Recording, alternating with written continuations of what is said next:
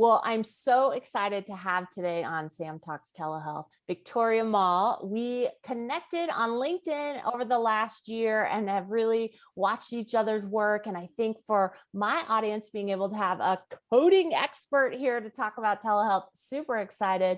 Victoria, welcome to Sam Talks Telehealth. Thank you, Sam. I'm really excited to be here today. Now, obviously, with the what's been going on in the last year, everybody's been looking at telehealth codes and things like that. Tell me first, because you train coders, you do all kinds of work. Tell me how you came to being this expert, awesome online trainer. It's been a long time coming. So let me tell you a little bit about my backstory. I don't want to go into the full details of everything, but I was someone who growing up, just very much a misfit, very much lost, very goth, moody teenager, and didn't really understand the importance of school and education and getting into good colleges or anything like that. I had no idea what I wanted to be when I grew up. My mom, she worked in healthcare. She was a CNA, and she'd been a CNA since before you even needed to have like a license to be a CNA. She just was, I guess, a candy striper, they used to call them back in then. When she was 16, working in nursing homes, she always loved our aging population. She was the type of person that, she knew her patient population enough that if someone was going to pass away, and she thought it might go past her shift, she would like stay with them and hold their hand because she didn't want anyone to die alone. So she always wanted them to have that human contact so that they didn't feel, that they were passing alone, that someone was there with them. And my mother said to me one day, she's like, "Hey, Victoria, I know you don't kind of know what you want to do. Have you ever thought about this medical coding? There's this lady that works at the nursing home. She has her own office. She has these books. She sits there and she just like gets these charts from the doctors. No one really bothers her a lot. She just assigns these codes on the charts. And it seems like a good job. She leaves on time every day. And have you ever considered this?" But of course, being, angsty teenager, knowing everything like a lot of teenagers do, I'm like, "No, Mom, that's the stupidest thing I've ever heard. I don't think you actually know what you're talking about." I went to school for web design because I loved making websites ever since I was like 13 years old. And I thought, oh, well, because this is what I like doing, it's probably going to be my career path. Turned out not to be. A couple classes short of graduating, I developed depression. I'm like, I'm just going to stop right now and kind of get myself straightened out and work on that. And then, after I got everything back in order, now I'm like in my mid 20s and I'm like, well, what am I going to do for a career? I was kind of working in call centers and doing clerical work. And then I'm like, oh, well, didn't my mom say something once about like this medical coding thing? Maybe I should look into that. And I went to my local community college and I was going to re-enroll in an associate's degree program. And they said, oh, well, we actually have a medical billing and coding program, but it's not like an associate's degree program. It's a career diploma program, and just go to the other building and they'll help you out. So I signed up. I got a grant from the state. They paid for my entire education.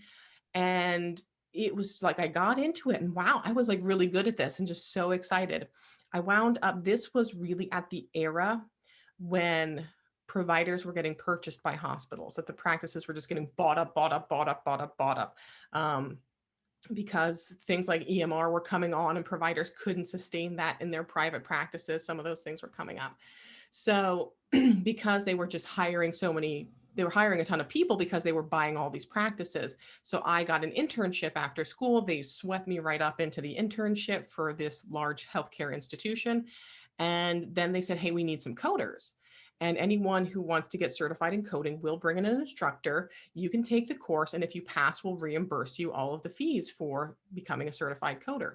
So I went out, got my coding certification, and nothing against my instructor at the time. I think there just weren't a lot of good resources available to teach at that time. But I felt like I was just kind of being read the CPT manual. So I really got inspired to be like, well, I would love to teach this one day, but teach it in a more animated fashion. Like there's got to be a better way we can do this.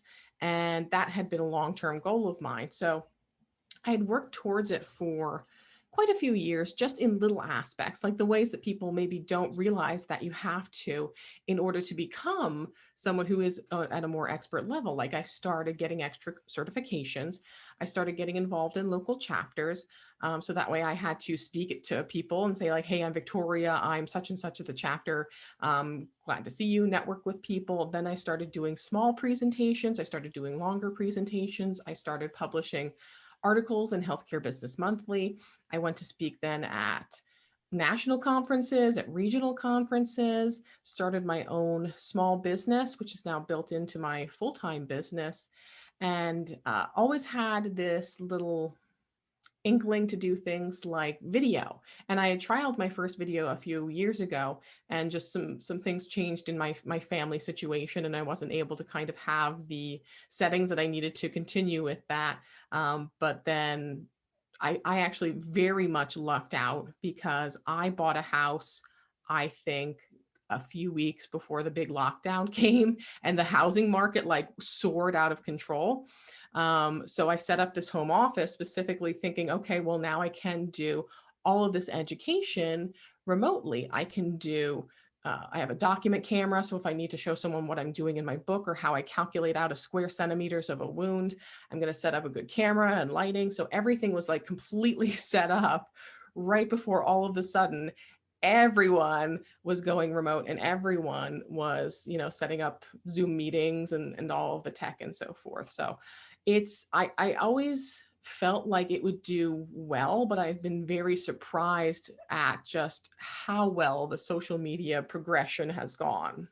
That's amazing. I love that. And I've loved watching as you've grown this and done this. It's amazing.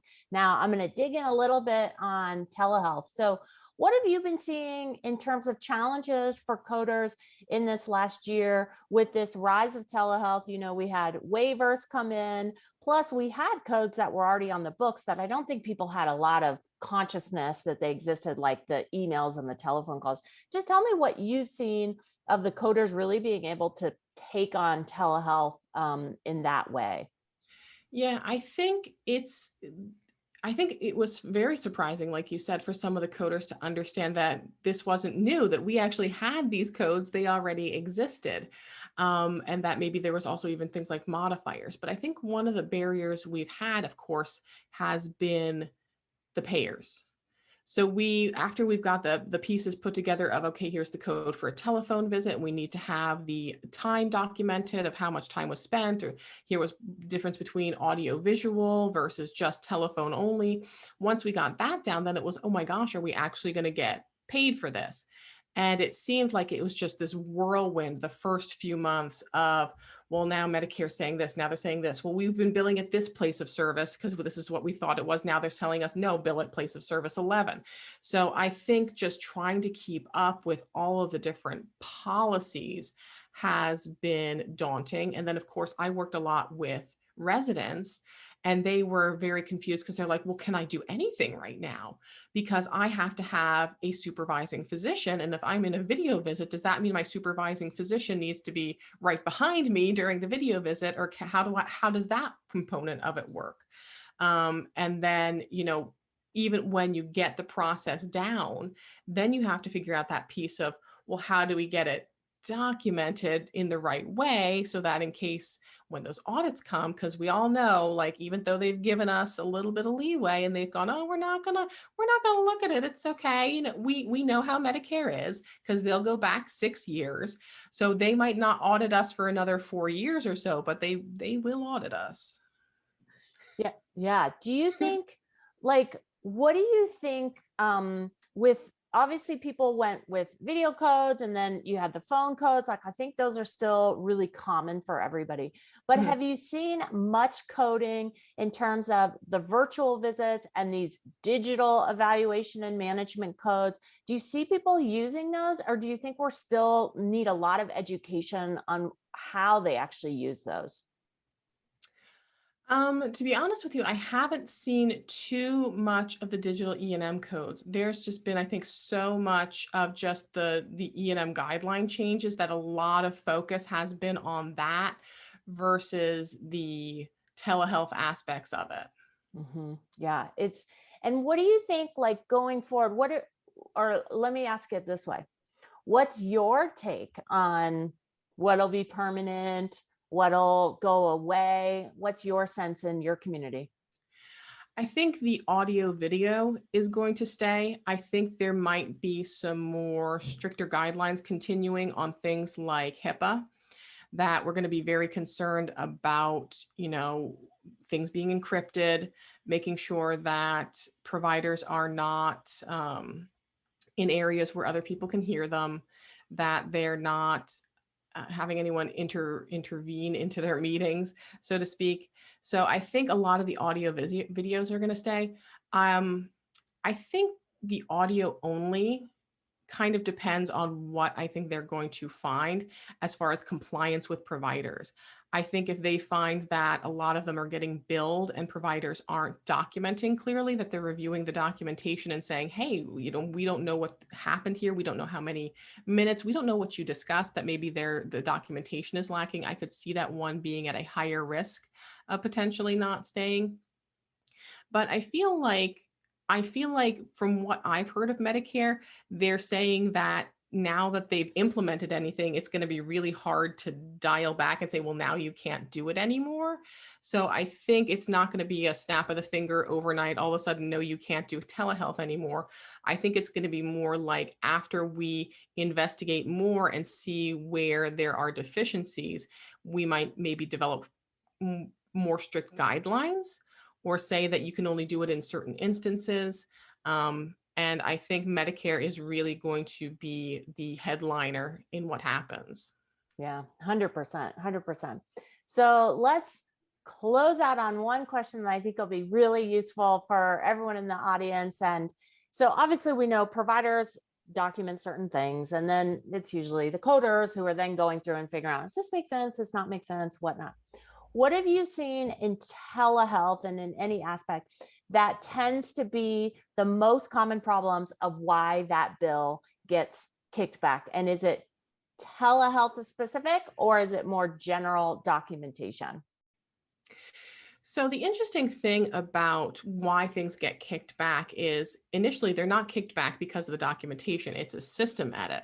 So it's not like you send out the bill and they're always looking at your documentation. And that's one of the things that I think surprises residents. They feel like, they're new to medicine and they don't understand. They're like, oh, well, they're going to see all of my documentation. It's like, no, not everything you do is getting looked at. It might be getting looked at maybe by a coder, depending on your structure, but the insurance company is only going to look at that if they see something that's really off the mark. Maybe you build something with a 22 modifier for a surgery. There's only certain things that they initially want to see the paperwork for. So it could go out and have absolutely no documentation, and that might not get discovered until they come and do a probe and do an audit on your documentation. So what I think is interesting is a lot of the denials are going to be based off of edits. So it's really crucial, I think, to keep track of those denials. So if you are billing something with, let's say, a modifier 95 because you think that they need that modifier 95, and now you're starting to see, oh, well, this Medicare Advantage plan is denying it every single time, you need to have that tracked somewhere, because either something's wrong with that Advantage plan and they're not following their own policy, something's wrong with their system, or maybe there was an update that you don't know about. So I think one of the crucial things that you can do is really keep track of this. This is what our Medicaid payers do. This is what our Medicare payers do. This is what Aetna does. This is what this does. So can they do an audio visit? Can they do an audio video visit? Do they need a modifier? Do they need a place of service? And then when you start getting denials and seeing, hey, this isn't getting paid, you can reference back to that and go, well, wait a minute. Like, that's not what I have on my grid. Did it change and I need to update the grid?